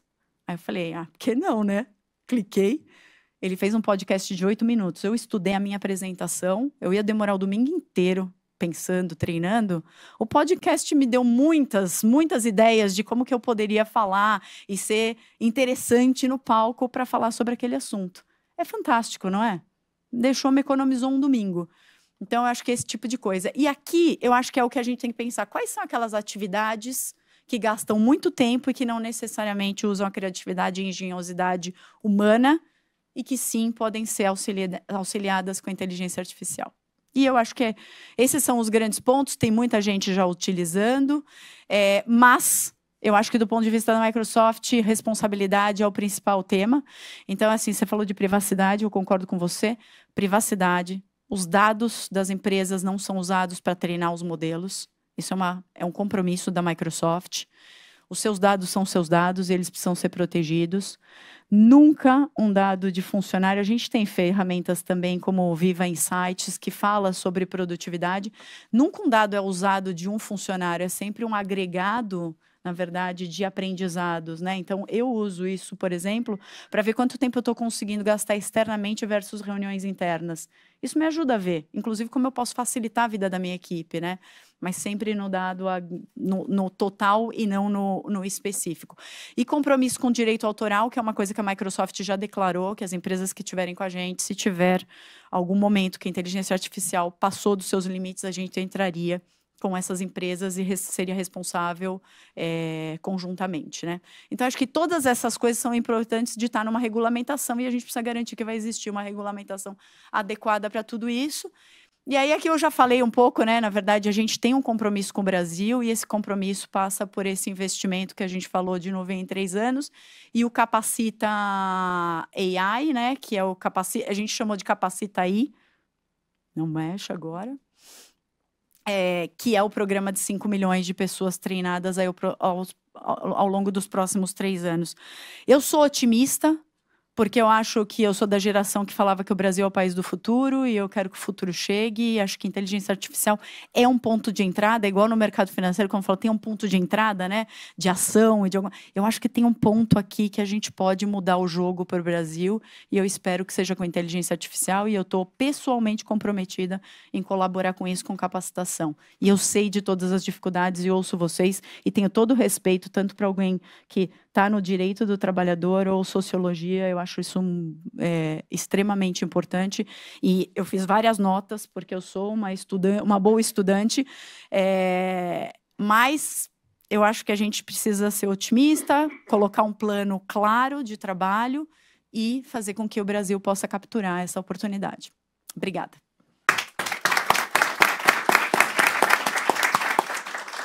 Priscila, obrigado. Olha, 3 excelentes exposições. Já há algumas perguntas aqui. O Giancarlo Alcalay faz a pergunta sobre, na tua perspectiva, Priscila, digamos, do entry point, assim, digamos, qual é como o Brasil entra nesse jogo, né? Tem questão de capacitação, eventualmente parcerias, atração de certos investimentos. Então, eu acho que esse é um tema que eu queria lançar para o conjunto da mesa. Não sem antes fazer uma consideração, que é uma consideração, eu não diria que não é pessimismo, mas eu acho que é de uma preocupação realista, que é a seguinte: como disse o Álvaro, até final de 22 o jogo era né? Então era a substituição de tarefas repetitivas, sim, cujos ganhos são mais ou menos óbvios, porque do ponto de vista, digamos, do aprimoramento cognitivo das pessoas, da expansão do seu universo, do seu repertório, tarefas repetitivas não levam a nada. Se uma máquina puder fazer, tanto melhor. O jogo mudou completamente, né? Sim. E isso, eu diria que é bastante preocupante. É bastante preocupante. É bastante preocupante do ponto de vista da substituição e do ponto de vista de uma certa cultura do que significa esforço, aprendizado, valorização, reconhecimento da autoria, do mérito, né?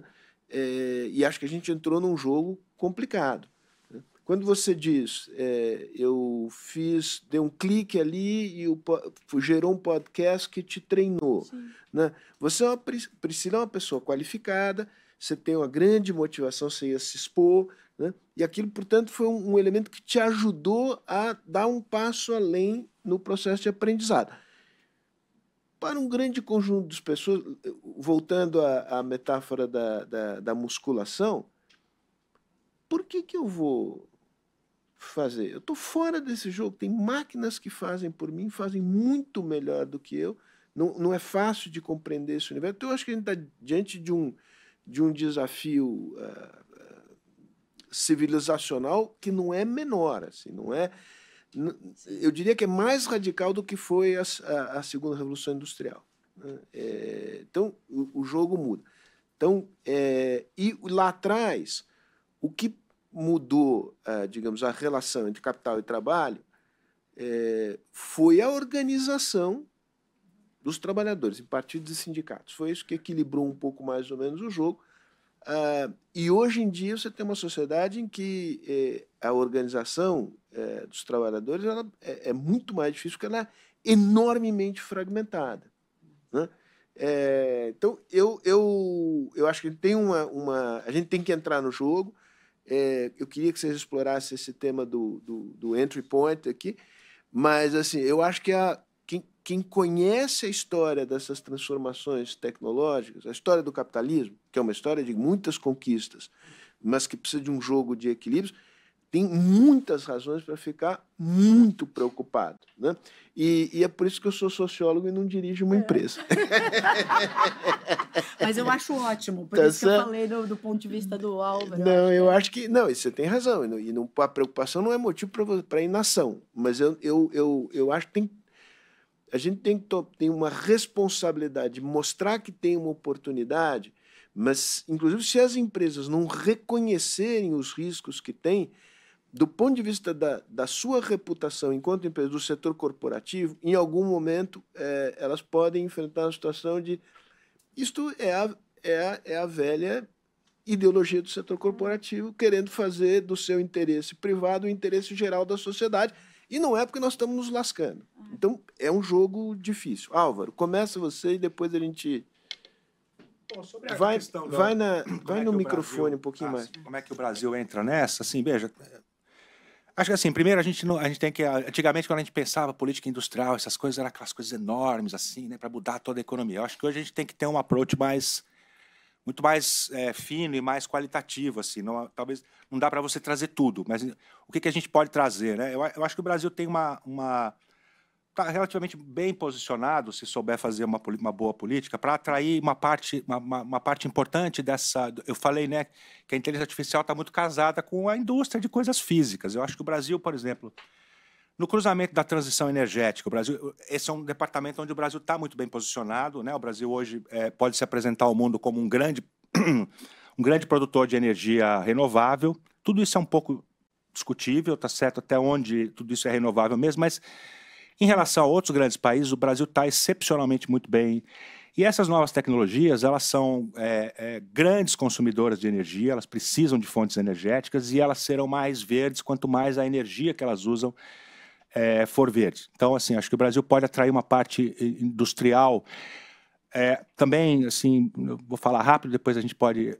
A gente vê um pouco por conta das mudanças geopolíticas, etc, etc, etc. Hoje há a Europa, por exemplo, o Japão, estão se mobilizando para reativar, digamos, circuitos de produção industrial, por exemplo, chips, né? É uma coisa absolutamente vital hoje. E a verdade é que países como Alemanha, Japão, França, eles têm muitas limitações hoje para se reindustrializar.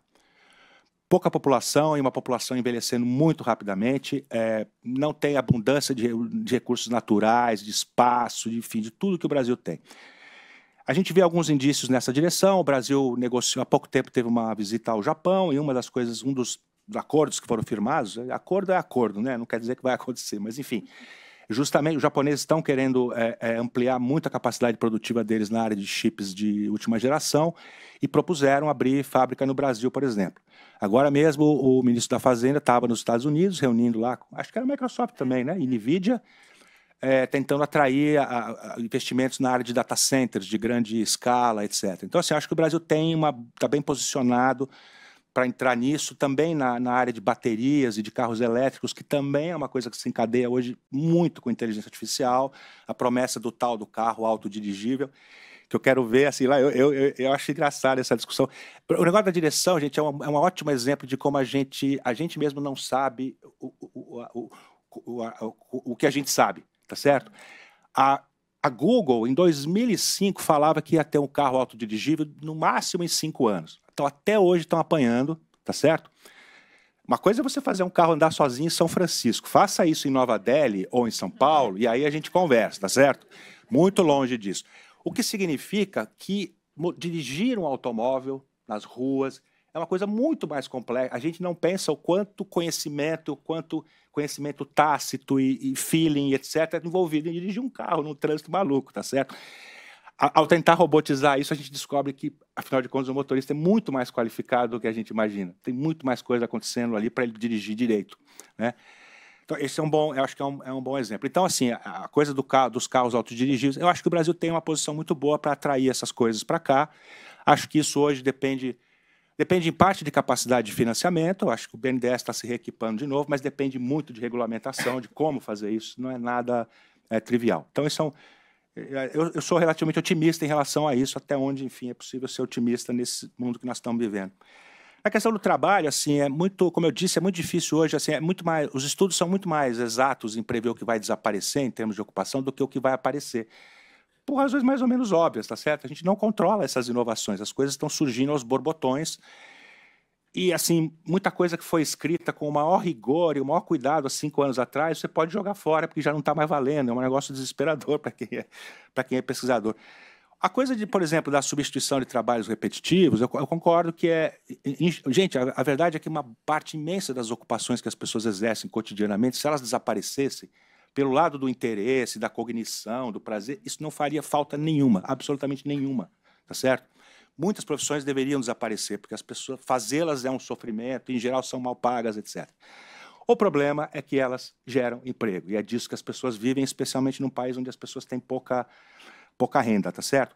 Isso também não me faz pensar em desemprego em massa. Não é isso que está acontecendo. O que está acontecendo é que você vai ter...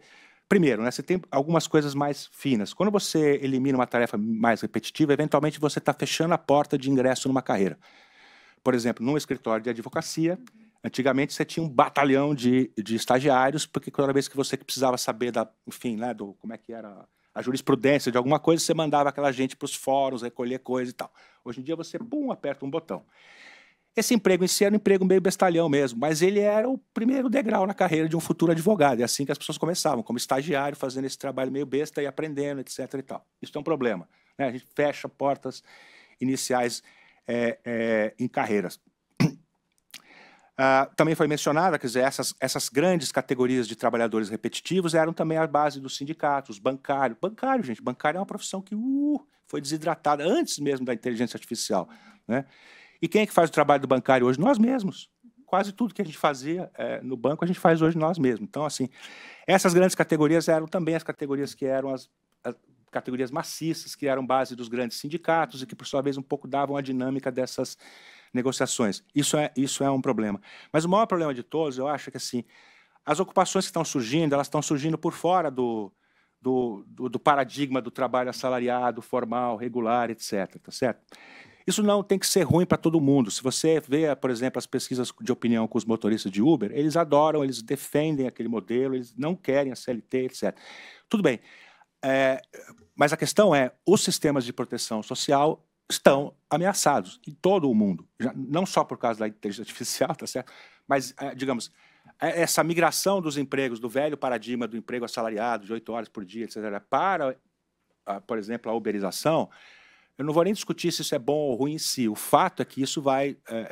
nós somos um país que também está envelhecendo muito rapidamente, tá certo? E o nosso sistema previdenciário já está ele vive no limite, por assim dizer, tá certo? Então, assim, eu vejo com muita preocupação mesmo o fato de que os sistemas tradicionais pelos quais se taxava e se produzia o fundo público para essas coisas, ele está sendo minado, tá certo? As plataformas, no fundo, eu queria até provocar a Lívia, porque eu acho essa discussão... As plataformas estão quebrando a perna do direito do trabalho, quando elas... Primeiro porque elas desafiam a doutrina mor do direito do trabalho, que é essa dicotomia entre subordinação e autonomia. Que quando você vê isso aí... E ela desafia conceitos que são fundamentais, como jornada de trabalho, local de trabalho. Essas coisas são a espinha dorsal do direito do trabalho, não no Brasil, no mundo inteiro, gente.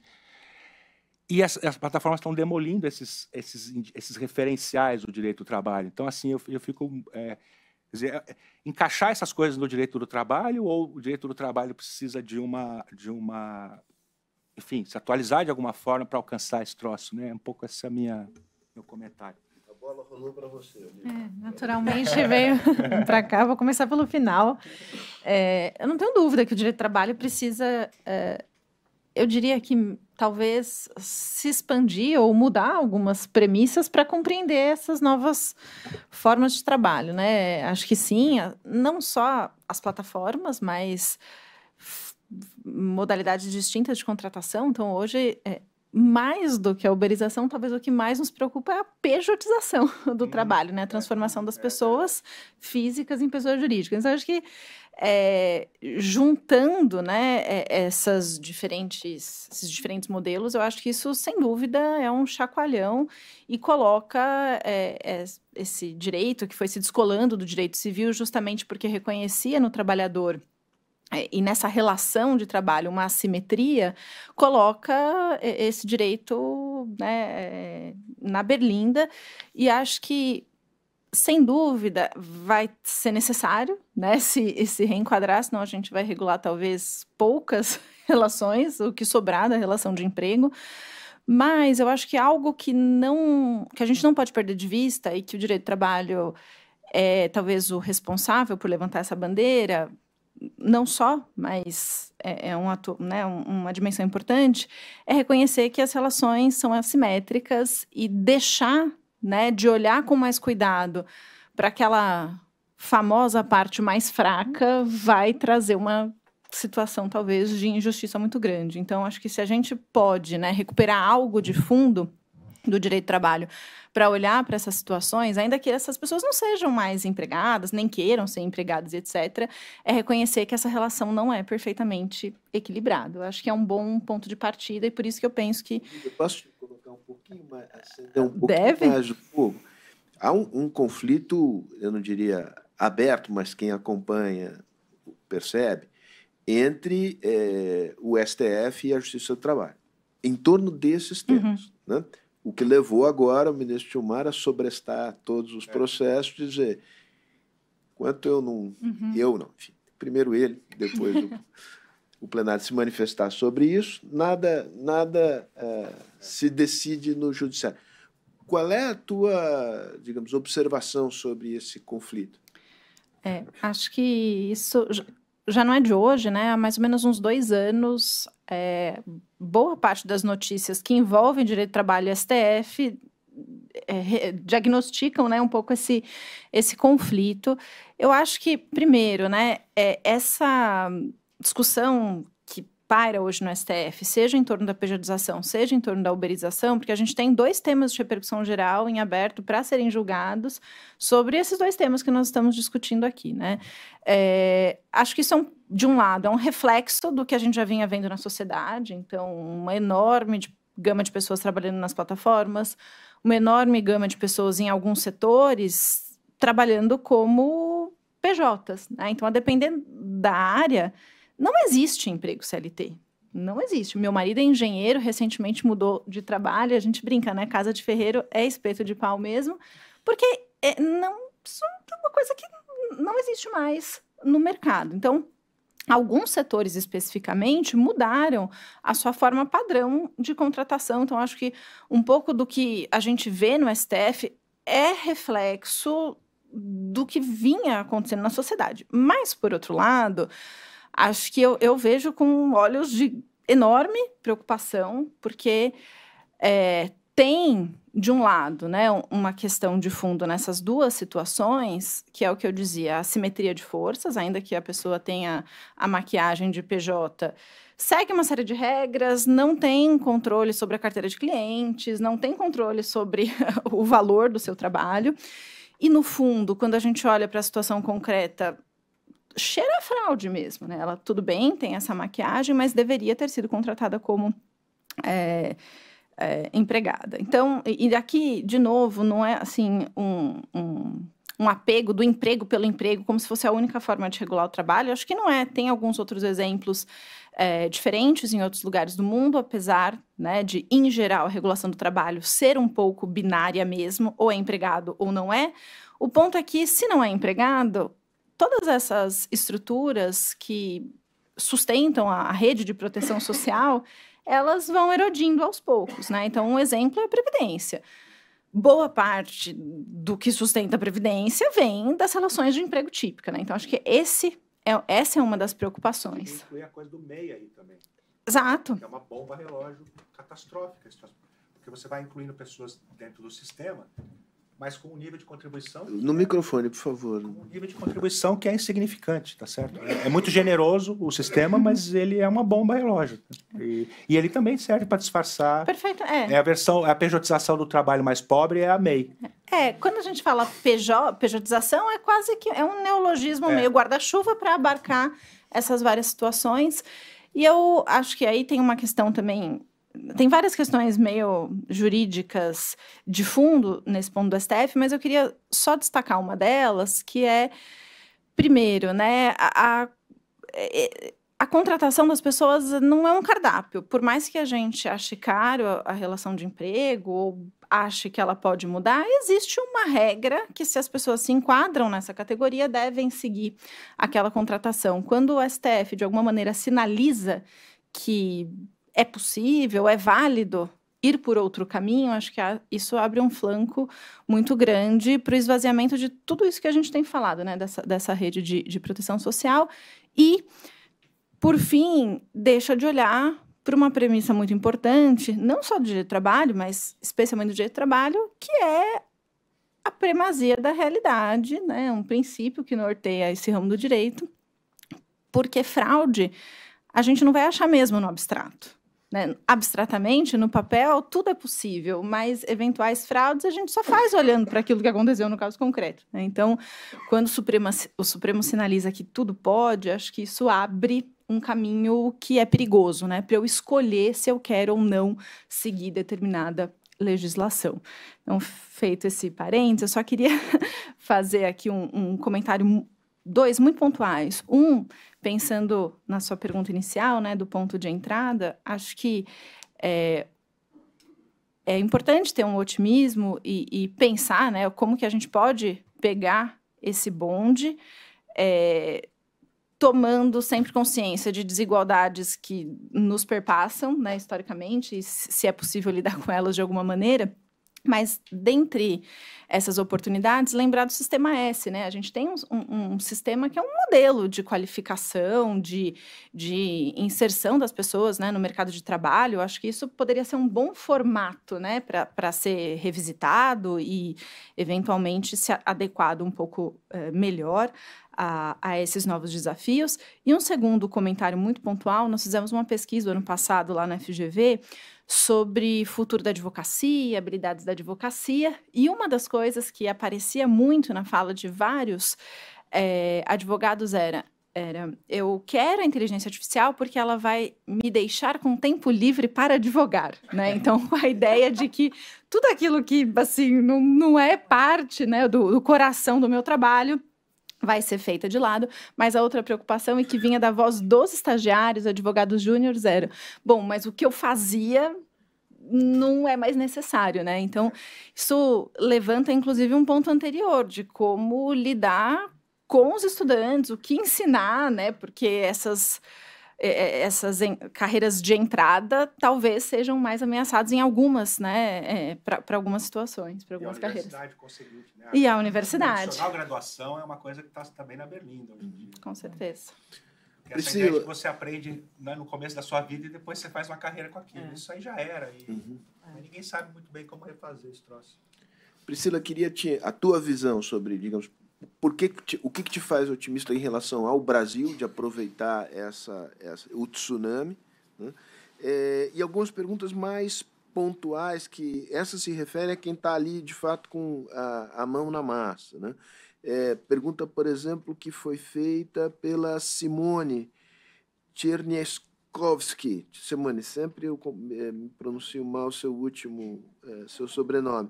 Mas essa questão de como é que fica a avaliação, a utilização da inteligência artificial para controle e avaliação do trabalho das pessoas na Microsoft e o que você observa nos clientes da Microsoft. Então, a pergunta mais geral e uma pergunta mais específica. Deixa eu fazer um ponto aqui. Acho que a Olivia trouxe um ponto importante. Eu acho que o Brasil tem estruturas muito interessantes, o Sistema S é uma delas, que aí eu acho que a gente tem que entrar. Então, por exemplo, esse Capacita aí, ele é um projeto nosso, tem uma plataforma online, mas está conectado com 42 organizações, entre ONGs, Escola do Trabalhador 4.0, enfim, tem vários capítulos nisso, porque se a gente não utilizar também as boas estruturas, a gente não vai fazer acontecer. Então, acho que a gente tem que aproveitar o que é bom e adicionar esses componentes para que a gente possa ter uma discussão ampla. Uma coisa que eu acho interessante é, quanto mais diversa for a discussão, né, se a gente pensar aqui, nós três temos estilos completamente diferentes ou conhecimento completamente diferente, a gente tem que garantir que todas essas vozes serão ouvidas e discutidas abertamente para que a gente chegue num melhor lugar. Respondendo à pergunta da Simone, na verdade, o que eu vejo de inteligência artificial hoje não é controlando as pessoas, mas sim assessorando na eficiência, produtividade. E assim, eu nunca vi nenhum cliente, pelo menos não sei se é porque nossas ferramentas são todas ferramentas que respeitam privacidade, garantem que os dados não serão expostos. Toda a discussão que a gente tem está sendo muito utilizada para como é que eu amplio a produtividade, como é que eu ajudo na eficiência que existe.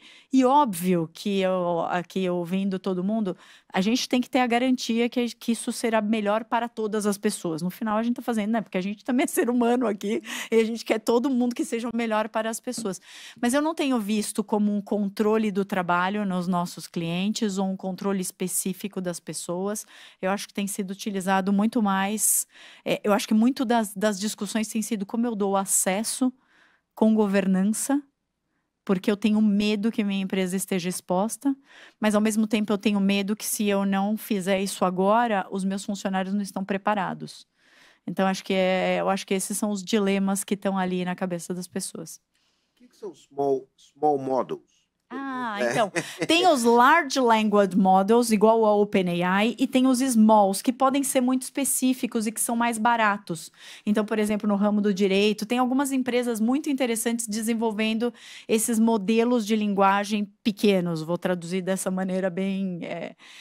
E esta é uma grande oportunidade para o Brasil, porque os Large Language Models, como o OpenAI, são caríssimos, mas os Small Language Models são possibilidades em áreas de expertise específicas. E aí, por isso, a importância dos grandes investimentos como a gente vai fazer em infraestrutura de nuvem e de inteligência artificial. Porque isso habilita qualquer empresa, uma nova startup, ou as empresas pequenas, as médias, as grandes, a desenvolverem novos tipos de serviços e produtos e soluções. E isso sim pode trazer uma competitividade boa para o Brasil, que vai além só de recurso natural, de insumo, mas vai para um lado de valor agregado que é importante. Então, tem a ver com isso. O Brasil, agora Saturno está comendo seus filhotes, então agora acabei de saber que os programadores estão sendo descartados. Mas o Brasil era um país conhecido por ter bons programadores, desenvolveu bons programadores. Eles não estão sendo descartados, hein? Estão sendo requalificados. Não, e também a gente... na verdade, este mercado cresce numa velocidade, igual, eu acho que o Álvaro falou do envelhecimento da população, tem um monte de coisas acontecendo que eu acho que tem aí uma dinâmica complexa. A pergunta que eu iria assim, a gente, digamos, é razoável imaginar que o Brasil possa ser produtor de inteligências artificiais, digamos, seja para servir o mercado doméstico, seja eventualmente para exportação de serviços. Isso está no panorama? Quais são as bases que nós temos para poder chegar lá, para ter algum papel nessa área, de não apenas consumir, aplicar, que é importante, mas também de produzir inovação nessa área? Eu vou deixar depois vocês respondem, mas eu acho que se tiver infraestrutura correta, é um investimento de infraestrutura, onde data centers é uma parte muito importante disso, e capacitação das pessoas, a gente sim pode ser. A Microsoft é dona do GitHub, né? E o GitHub tem 4,8 milhões de desenvolvedores no Brasil. 4,8 milhões de desenvolvedores. É muita gente. Você pensar na população total, eu acho surpreendente a quantidade de desenvolvedores. E uma outra coisa que vocês falaram das oportunidades de emprego em qualquer lugar do mundo, no pós-pandemia, a Microsoft passou a contratar engenheiros aqui no Brasil. Então, hoje, metade da população de funcionários da Microsoft, CLT, são funcionários que trabalham para o desenvolvimento de produtos e serviços que são feitos em Seattle. Mas eles são funcionários aqui espalhados no Brasil, morando em qualquer lugar, e são engenheiros CLT trabalhando no Brasil. Então, isto não existia antes. Então, assim, eu também acho que a dinâmica vai mudando, né? Tem muitos pontos nisso.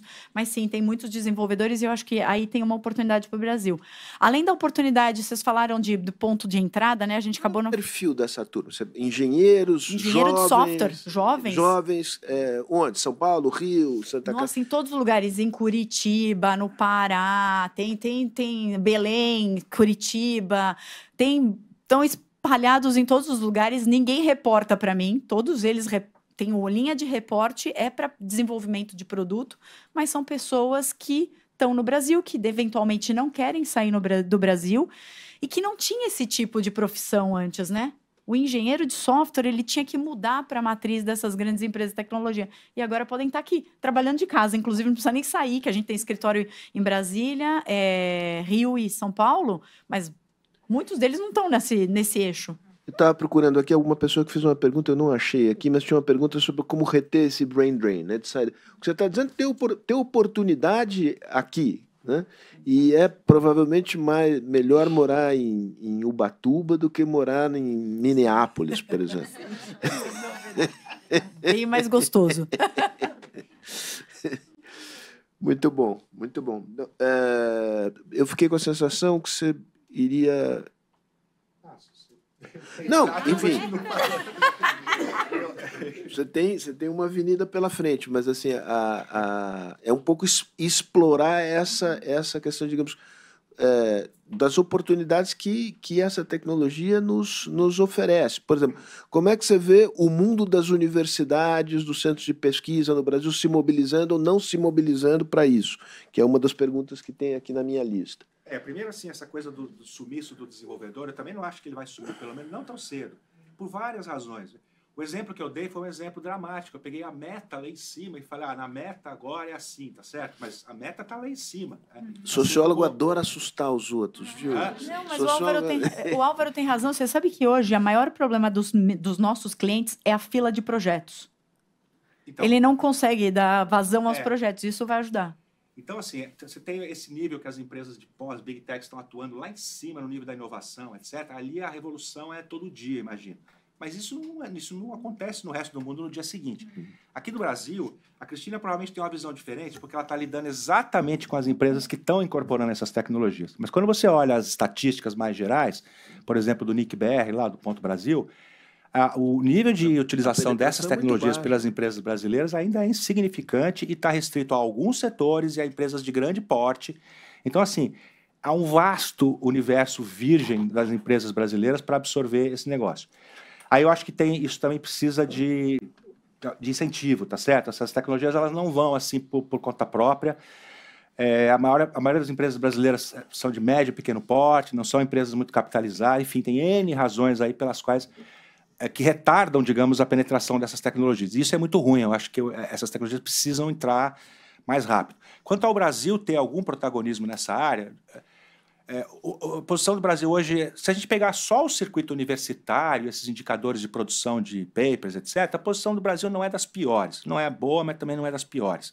O Brasil está entre os 20 países que mais produzem artigos científicos, O Brasil sempre se destaca mais nesses indicadores de produção de papers científicos do que na aplicação de tecnologia. Né? Eu diria que tem bons centros de pesquisa no Brasil nessa área, tem bons cientistas, tem bons programadores, tem gente boa, mas isso é muito insuficiente, tá certo? Se a gente não tem o setor empresarial, isso enfim, a universidade, nesse campo em particular, a universidade é totalmente refém, gente, porque, inclusive, para você rodar os grandes modelos, você precisa de infraestruturas que a universidade não tem e não vai ter. Não acredito que no Brasil a USP vai ter um data center, assim, o que significa que para você fazer pesquisa de ponta, você tem que usar a infraestrutura das Big Techs, por exemplo. Não tem jeito. Qual é a experiência de vocês na USP em relação a isso e de vocês em relação às universidades?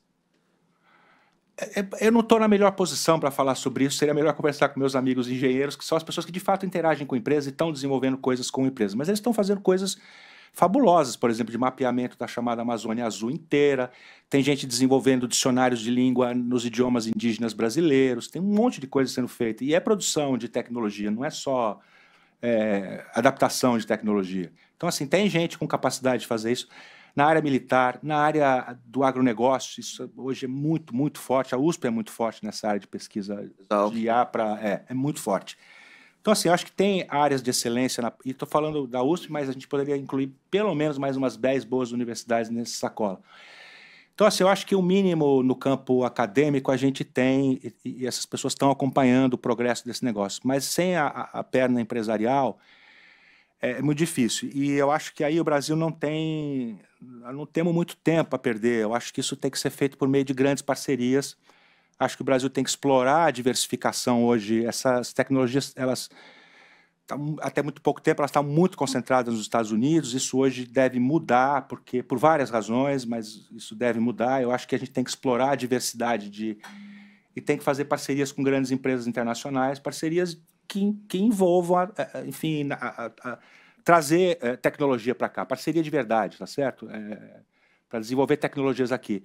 Eu acho que o Brasil, pelo tamanho da população que tem, pela diversidade territorial, ecológica, etc., etc., o Brasil tem muitas coisas que são atraentes para esse tipo de... O Brasil tem escala, né? Isso é muito importante. Inteligência artificial é massa, é informação em massa. O Brasil tem uma população gigante, diversa, etc. Como é que transforma isso em política de verdade? É que é o grande desafio, tá certo? Mas, assim, em princípio, eu sou mais otimista do que pessimista. Assim, eu acho que o Brasil tem como correr atrás.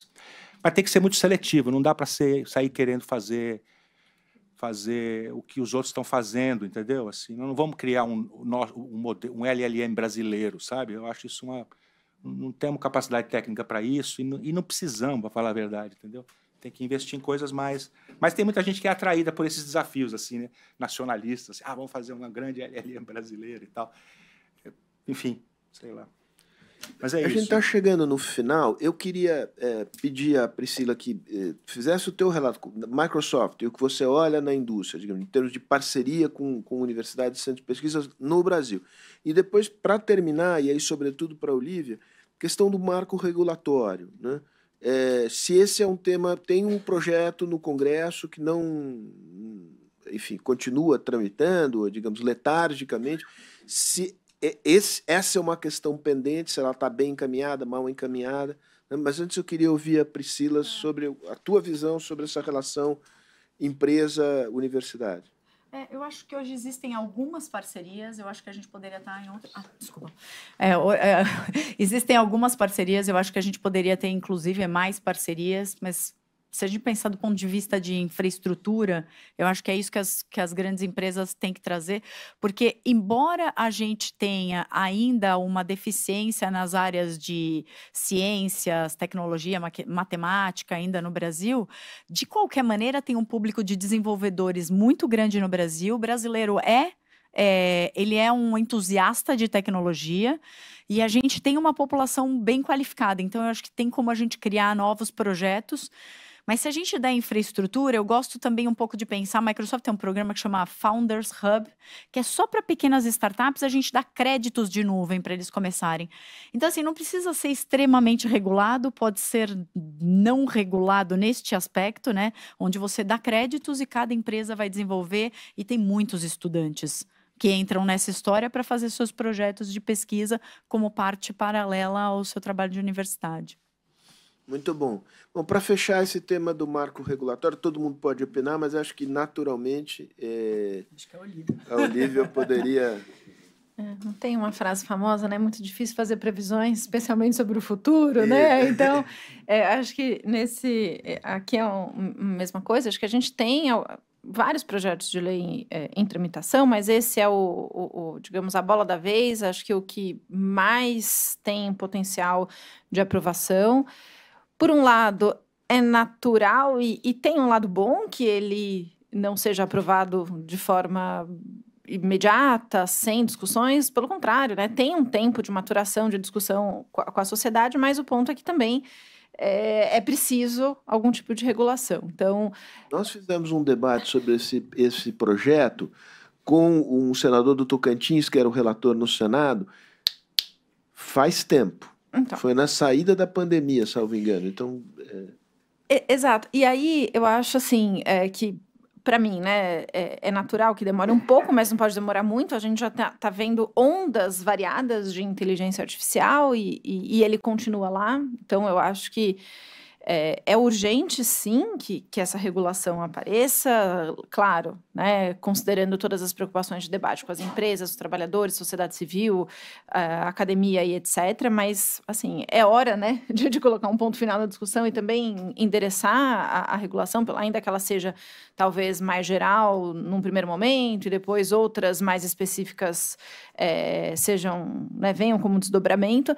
Mas eu só queria citar um exemplo que desde 2014, por exemplo, quando a gente falou bastante de plataformas digitais, né? Quando a Uber começa a operar e vira esse boom de plataformas no Brasil, a gente começou a ter projetos de lei naquela época, né? Passou a pandemia, chegou a pandemia, aí sim a gente teve assim uma explosão de mais de 100 e tantos projetos de lei e todo mundo falou: a pandemia, pelo bem ou pelo mal, vai empurrar e a regulação vem. Também perdemos essa oportunidade. Então, acho que tem uma série de questões que não são só o senso de urgência, né? Precisamos da regulação, mas tem uma série de questões políticas e de oportunidades envolvidas que nos deixam, assim, temerosos do quanto vai demorar, né? Então, eu não sei se a gente pode ser tão... Não sei se tem como fazer uma previsão tão... minimamente precisa sobre o quão rápido será. Uma questão, e aí queria, para terminar mesmo, Priscila, te ouvir como é que vocês veem a questão da regulação, porque uma das coisas que nos dizia, que me parecia fazer sentido, o senador Eduardo, está me fugindo o sobrenome dele, que é do Tocantins, Eduardo Gomes, né? Me vinha Brigadeiro Eduardo Gomes, enfim, foi um líder político do período 46-64. E que me parecia pertinente, ele dizia, olha, a inovação tem sido tão acelerada que eu tenho muito receio de enrijecer uma regulação que logo à frente se mostra inteiramente caduca. Então, é muito difícil você acertar essa calibragem entre o que tem que ser muito geral, mas se é muito geral é inócuo, então você desce um pouquinho para o específico, esbarra nesses problemas. Para vocês, Priscila, esse é um problema, não ter regulação, ou deixa o barco correr, que esse não é um fator de desestímulo? Não, a Microsoft, inclusive nos Estados Unidos e em todos os lugares, a gente é a favor de ter uma regulação que seja bem feita e focada no desenvolvimento, e acho que ela tem que ser de maneira que não seja restritiva, que é exatamente o que você está falando, de não trazer limitações, mas trazer regulação ao mesmo tempo que ajuda no desenvolvimento. Sim, a gente é a favor. Mas eu não sou uma especialista, né? Ainda mais do lado da Olivia aqui. Tá certo. Muito bom. Gente, olha, eu acho que a gente teve uma conversa aqui boa, espero que frutifique aqui. Eu acho que esse é um espaço que vale muito para isso, para ter esse tipo de conversa entre pessoas que têm perspectivas, experiências diferentes, mas que podem encontrar um conjunto de denominadores aí em comum. Eu aprendi enormemente ouvindo vocês. Conto aqui uma breve historieta. A partir do que comentou o Álvaro, sobre a gente menospreza as habilidades que são requeridas de um bom motorista, né?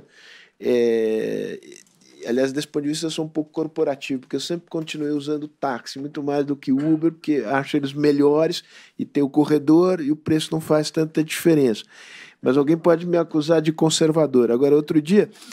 Eu tô lendo uma coisa no táxi, de repente dá uma brecada, um negócio violentíssimo, assim, o livro cai, e aí o cara diz, doutor, foi o piloto, não fui eu. e era o piloto automático que percebeu lá uma certa proximidade de um para-choque, mas aí não é aquela coisa que o pé humano que faz uma coisa suave. Ele travou as 4 rodas, assim, né? E a primeira coisa que eu disse para ele, eu falei, não dá para desligar essa desgraça? Ele falou, pior que não. Né? Mas aí viemos conversando sobre as enormes vantagens também do ponto de vista de segurança que esses mecanismos automatizados de inteligência artificial dão. Para quem aqui é versado no assunto, isso é assunto conhecido. Né? O cara boceja, tem uma câmerazinha que o vigia. Se ele boceja, sinal de sono, começa a tocar um negócio. Agora, aí você percebe a ambivalência desse negócio. Ao mesmo tempo, é um mecanismo de controle assim, inacreditável, né? As companhias de transporte estão adotando isso nos caminhões. É um negócio de louco. Quer dizer, o cara, enfim, vou dizer uma coisa aqui que não deveria dizer, o cara vai tirar uma catota do nariz, ele vai sofrer uma punição, né? Realmente, eu não sei, nós estamos entrando num mundo novo, se é maravilhoso ou horripilante, saberemos, mas, como disse o Álvaro, pelo menos isso nos dá motivo para ter muita conversa, muita discussão e, eventualmente, parcerias que possam surgir a partir dessas nossas conversas. É isso, muito obrigado.